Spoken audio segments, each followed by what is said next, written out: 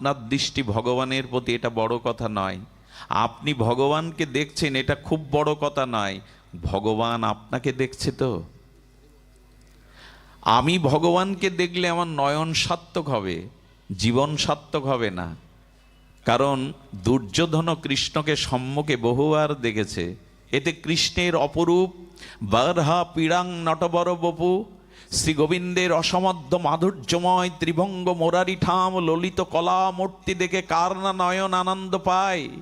ময়ূরপিচ্ছ গোবিন্দের সেই পীতম্বরধারী মুরলীধারী শ্যামসুন্দর মদনমোহনকে দেখে কার না নয়ন সার্থক হয়। কিন্তু আমি ভগবানকে দেখলে আমার নয়নের ফল সার্থক হয়, জীবন সার্থক হয় না। জীবন সার্থক সেই দিনই হয় যেদিন ভগবান আমার দিকে চাইবেন। আচ্ছা, আপনি ভগবানকে স্মরণ করেন, ভগবান আপনাকে স্মরণ করে তো? যেদিন করবে সেই দিন আপনার জীবন সার্থক হবে। এখানে অনেক জ্ঞানী শ্রোতা আছেন, অনেক শিক্ষিত মার্মিক তত্ত্বজ্ঞ শ্রোতা আছেন। আপনাদের মনে একটা প্রশ্নও জাগতে পারে, ভগবান তাহলে কি পক্ষপাতিত্ব করেন? কারো দিকে তাকান কারো দিকে তাকান না, তা তো হতে পারে না। ভগবান তো নিরপেক্ষ তত্ত্ব। সূর্যের আলো তো কাউকে উপেক্ষা করে না, নিরপেক্ষ। সূর্যের আলো কাউকে অপেক্ষা করে? নিরপেক্ষ। ভগবান সবার দিকে তাকান। কিন্তু এই মেলার মধ্যে, এই ভক্ত শ্রোতাদের মধ্যে কোনো মায়ের শিশু যদি হারিয়ে যায়, ওই মায়ে হাজার মুখের মধ্যে কোনো মুখ তার মুখে ধরবে কি না? সন্তানের মুখটাই তার নয়ন মন চাইবে দেখতে। সবাই আছে, তার প্রিয়জনও আছে। ঠিক তেমনি ভগবান যেদিন অনুরাগে আপনার দিকে চাইবে, সেই দিন আপনার জীবন ধন্য হবে। এখন প্রশ্ন হলো, ভগবান আমার দিকে কবে চাইবে, আমার কথা কবে ভাববে? ভাববেন, কারণ আমি তার অংশ, আমি তার আর কারো নই। মীরা এই জন্য বলে গেল, মেরে তো গিরিধারী দাল দোসরা। মীরা বলছেন, মেরে তো গিরিধারী লালা দোসরা কও নাহি। এই পৃথিবীতে কেউ নেই এক গিরিধারী ছাড়া। মীরা একথা কখন বলতে পারে?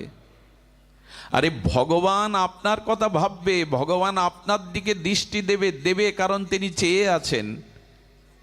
ভগবানের অংশ আপনি, ভগবানের অমৃতের পুত্র আপনি। পিতা পুত্রের দিকে চাইবে না? কিন্তু অনেক পিতা আছে পুত্রকে ত্যায্য পুত্র করে দেয়, সম্পত্তি থেকে বঞ্চিত করে। সেই পুত্র উত্তরাধিকার সূত্রে পিতার অনুগত নয়। এই জন্য ভগবান বলছেন, আমি তোমার দিকেই তো চেয়ে আছি। বিশ্বকবির সেই উক্তি, তাই তোমার আনন্দ আমার পর, তাই তুমি এসেছো নিচে। আমরা বৈকুণ্ঠে যাইনি, আমরা গোলক বৃন্দাবনে যাইনি, ভগবানই আমাদের কাছে নেমে এসেছেন। কারণ ভগবান অনন্ত সমুদ্র হতে পারে, কিন্তু ভক্ত তার তরঙ্গ। সমুদ্র যদি উচ্ছ্বসিত তরঙ্গমালা না থাকে, নিস্তরঙ্গ সমুদ্র দেখতে কেউ যায় না কক্সবাজারে পুরীতে। সমুদ্রের তরঙ্গই হলো তার শোভা। তেমনি ভগবান যদি সমুদ্র হয় আনন্দের, আমি তার তরঙ্গ। আমার প্রয়োজন ভগবানকে না যতখানি, আমাকে প্রয়োজন ভগবানের তার থেকে বেশি। কতটুকু দ্রুত বলে গেলাম? আমি ভগবানকে যতটা চাই, তার থেকে কোটি গুণ ভগবান আমাকে চায়, না হলে উনি নেমে আসবেন কেন আমাদের কাছে? মহাপ্রভু জীবের দ্বারে দ্বারে, নিতাই চাঁদ জীবের দ্বারে দ্বারে, জীবের লাগিয়া কাঁদছেন। আনন্দের ঠাকুর সনাতন বিগ্রহ সচ্চিদানন্দ আনন্দময় ভগবান। গৃহে যার বিষ্ণুপ্রিয়া সচিমার মতো মাতা, তার তো জগতের কোনো দুঃখ নেই। সেই নিমাই পণ্ডিত আজ এত বড় দিগ্বিজয়ী পণ্ডিত হয়ে জীবের দুঃখে ধোলাই গড়াচ্ছেন, কাঁদছেন। ভগবান কাঁদছেন মানুষের জন্য, দরদটা তার বেশি। তিনিই যে আমাকে সৃষ্টি করেছেন, আমি যে তার। আমরা কতখানি ভগবানকে খুঁজি, ভগবান কোটি গুণ আপনাকেই খুঁজছে। আমি ভগবানকে কতটা চাই, ভগবান আমাকে তার কোটি গুণ বেশি চাই। এ কথা উপলব্ধি করলে ভগবান ছাড়া থাকতে পারবেন না। তিনি জীবের দুয়ারে এসে কাঁদেন, জীব জাগো জীব জাগো বলে গোরা চাঁদো ডাকে।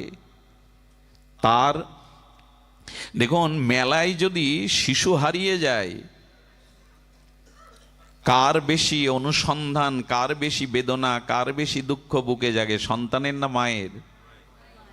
কারণ সন্তান ক্ষুধায় কেউ খাদ্য দিলে আবার হাসে, ঘুমিয়ে পড়ে, কিন্তু মার চোখে ঘুম নেই।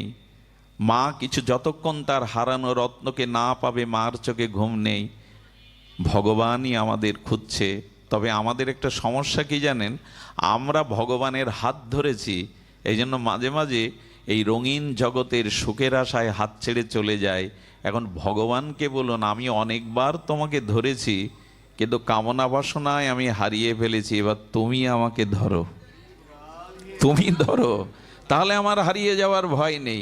মেলার মধ্যে সন্তান পিতার আঙুলটা ধরলে ছাড়িয়ে নিতে পারে মনোহারী খেলনা দোকান থেকে, কিন্তু পিতা যদি সন্তানের হাত ধরে, ওই হাত, এবার তুমি আমায় ধরো। কবে ধরবে ভগবান আপনাকে?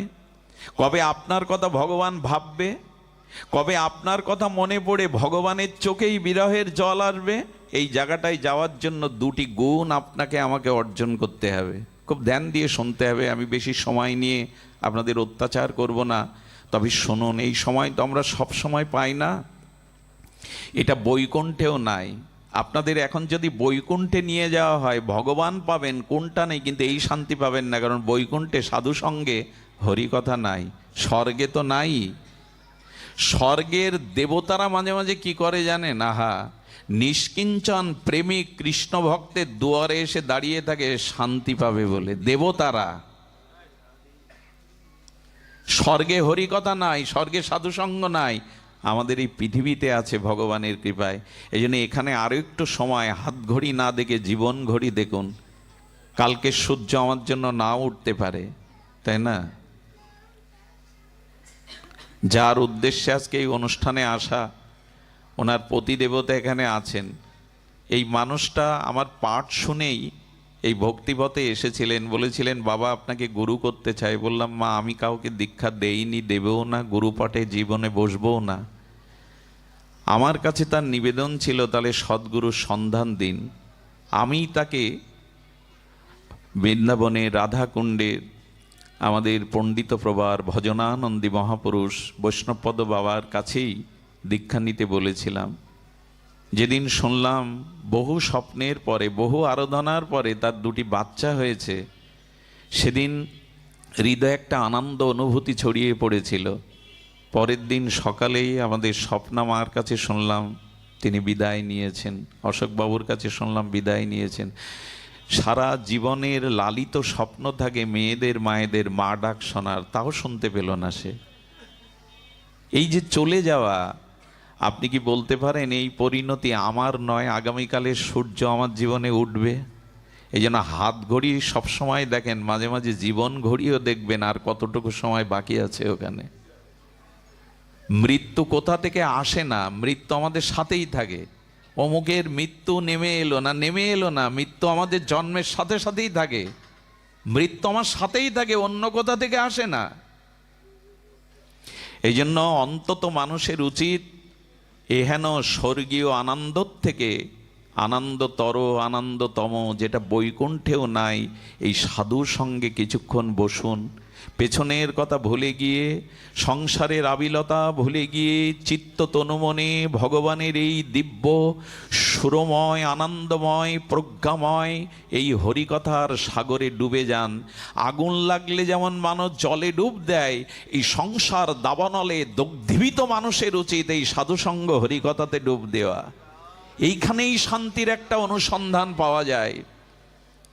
শুনুন, তবে এই যে জীবন, এই জীবন বড় ক্ষণস্থায়ী। এই জন্য তো বলছে জন্ম মৃত্যুটাকে দেখো, একে এড়িয়ে যেও না। যারা জ্ঞানী তারা মৃত্যুর কথা স্মরণ করে, যারা অজ্ঞানী, যারা কল্পনার জগতে ভেসে বেড়ায়, তারাই কেবল মরার কথা বললেই প্রিয়জনের মুখে আঙুল দিয়ে চেপে ধরে বলে মরার কথা বলো না। আরে মরার কথাটাই বেশি বলতে হয়, মৃত্যুর কথাটাই বেশি বলতে হয়। সুধীবৃন্দ, গোবিন্দ আপনার দিকে দৃষ্টি দেবে দুটো কারণে, খুব ধ্যান দিন। একটা হলো আপনার জীবনে যেদিন অহংকার দূর হবে, আর যেদিন আপনার জীবনে সংযম আসবে। আমি দুবার বলবো কথাটা, যাতে আমাদের চিত্তে কথাটা কিছুক্ষণ অন্তত স্থায়ী হয়। এক হলো অহংকার ত্যাগ, দ্বিতীয় হলো জীবনে সংযত হওয়া, সংযম হওয়া। এই সংযমী আর অহংকার ত্যাগ করলেই গোবিন্দ আপনার দিকে দৃষ্টি দেবেই।